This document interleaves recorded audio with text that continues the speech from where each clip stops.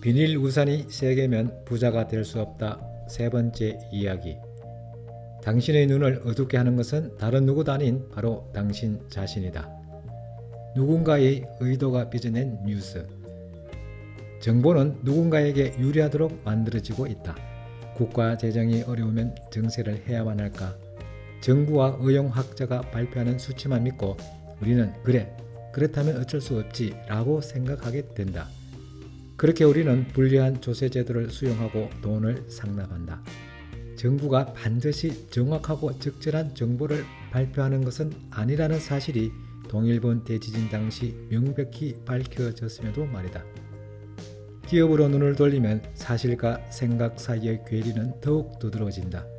예전에 TV에서 코코아의 건강 효과를 다룬 특집 프로그램이 방송된 후 전국에 코코아 열풍이 불었다. 그때 방송을 보고 코코아를 샀던 사람들은 지금도 그것을 섭취하고 있을까? 한때 열풍이었던 것을 생각해보자. 건강을 위해 요구르트를 만들어 먹기, 빌리의 부트캠프로 몸 만들기 또는 바나나 다이어트나 고등어 통조림 다이어트를 계속하고 있는 사람은 몇이나 될까? 다이아몬드는 월급 3개월치라는 말이 있는데 사실 이 말은 영국의 다이아몬드 브랜드 드비어스가 만들어낸 것이다. 보험은 가족에 대한 사랑이라는 말은 보험회사가, 초보자는 펀드부터는 증권회사가 만들었다. 세상에는 전략을 짜는 측과 이에 걸려드는 측이 있다. 전략을 짜는 측은 당연히 기업이고 이에 걸려드는 측은 항상 우리다.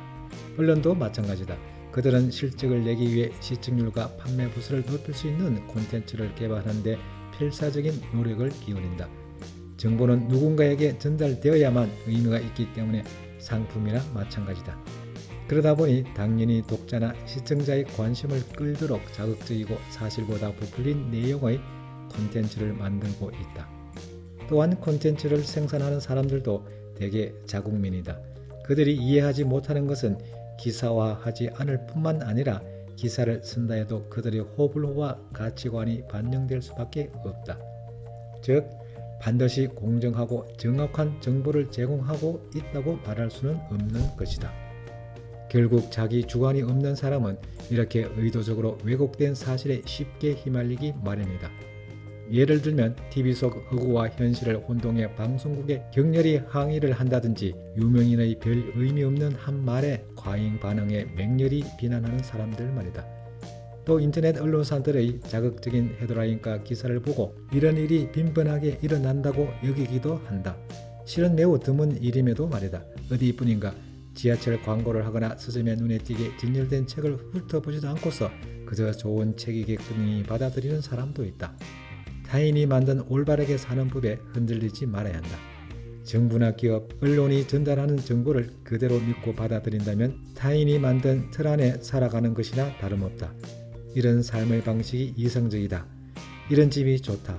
이것이 올해의 유행. 이것이 바로 최첨단 라이프 스타일 같은 감언 이설에 넘어가면 타인이 만든 껍데기뿐인 행복, 풍요로움, 건강, 아름다움에 계속 돈을 상납하게 된다. 정부와 기업은 그것이 없어도 일상생활에 전혀 지장이 없는 상품을 만들고 마케팅을 통해 우리의 마음을 흔들어 사게 만든다. 누군가는 그것을 사기 위해 더 열심히 일한다. 그럴수록 우리는 재정적, 정서적 안정을 잃게 되고 특정한 누군가만 계속 돈을 벌게 된다.